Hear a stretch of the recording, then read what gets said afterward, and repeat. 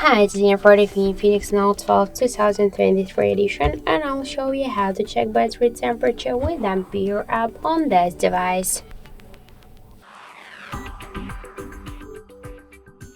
So first we should get the Ampere application from the Play Store. That's why open the Play Store app and in the search bar enter the Ampere app. Now we should get this application, so tap the install button and wait a couple of seconds.